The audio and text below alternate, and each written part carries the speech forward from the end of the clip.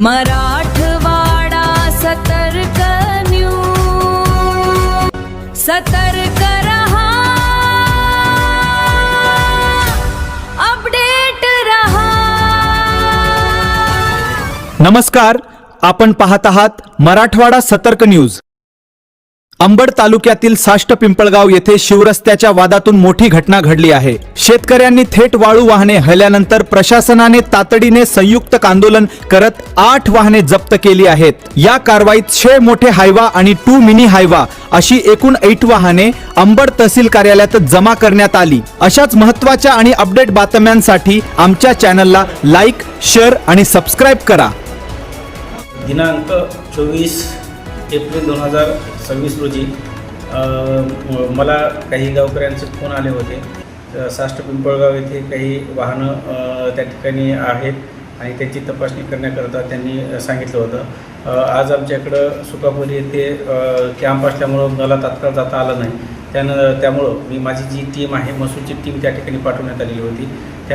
त्यानंतर RTO विभाग आणि पोलीस विभाग यांनासुद्धा त्या ठिकाणी पाचारण करण्यात आलेलं होतं।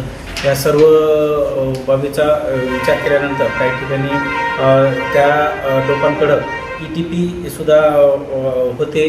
त्या ETPची तपासणी करण्याकरता आणि बाकीची जी काही सर्व ज्या काही तांत्रिक गोष्टी आहेत त्या तपासणीकरता सर्व वाहनं हे ताब्यात घेऊन आम्ही तहसील कार्यालयात आणलेलं आहे। त्यामध्ये जर समजा काही ETPमध्ये त्यांनी काही खाडाखोड केली असेल किंवा त्याच्यामध्ये काही म्हणजे बनाव केला असेल तर त्याच्या विरोधात महसूलच्या मार्फत त्याच्यावरती कारवाई होणार आहे।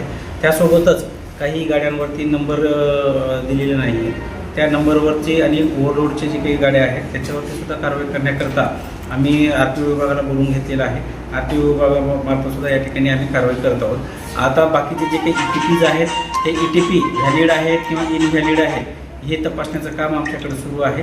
जर जे काही व्हॅलिड असतील त्या व्हॅलिडच्या अनुषंगानं त्यांना कायदेशीर संरक्षण आहे, परंतु ज्या गाड्यांचे ETPs इनव्हॅलिड असतील त्यांच्यावरती मात्र महाराष्ट्र जमीन महसूल संहिता याच्या अंतर्गत कारवाई करण्यात येणार आहे। अशा एकूण किती गाड्या पकडल्या?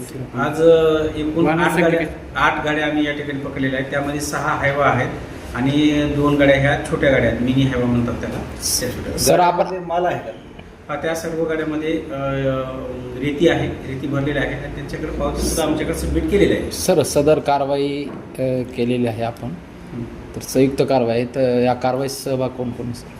या कारवाईमध्ये माननीय जिल्हाधिकारी मॅडम यांचं आम्हाला मार्गदर्शन आहे। त्यासोबतच ॲडिशनल कलेक्टर साहेब मिसाळ सर यांचं पण मार्गदर्शन आहे। विभागीय दंडाधिकारी उमाकांत पारदे सर यांचं सगळ्यांचं मार्गदर्शन आहे। आणि या कारवाईमध्ये प्रत्यक्षात सहभागी पोलीस विभागातर्फे PSI हावले साहेब आहेत गोंदी पोलीस स्टेशनचे, त्यानंतर RTO विभागाचे अविनाश पाटील आहेत, ते सुद्धा याच्यामध्ये समाविष्ट आहेत। ज्या गाड्यावर नंबर नाही त्यांच्यावर कारवाई करणार का? 100% कारवाई होणार आहे। त्यामुळे त्यासाठीच आपण RTO विभागाला बोलवण्यात आले। सकाळी साष्ट पिंपळगावहून काही आम्हाला व्हिडिओ झालेत, काही शेतकरी होते, काही पंच होते यापूर्वी कारवाई केल्यामध्ये ते त्यांचा प्रत्यक्ष फोन होता। तुम्ही त्यांची सुद्धा भेट घेतलेली आहे। मी त्या प्रत्यक्षात जाऊन स्थळ पाहणी केलेली आहे। त्यांचा रस्त्याचा वाद आहे, आपेगाव आणि साष्ट पिंपळगाव यांच्या सीमेचा वाद आहे। यापूर्वी 2 वेळेस भूमी अभिलेख विभागामार्फत त्यामध्ये मोजणी झालेली आहे। त्या उपरही आता मी प्रेझेंटली आज सुद्धा त्यांची भूमी अभिलेख मार्फत स्थळ पाहणी करून त्याच्यात मोजणी करून वस्तुनिष्ठ अहवाल सादर करण्याविषयी सुद्धा कळवण्यात आलेला आहे।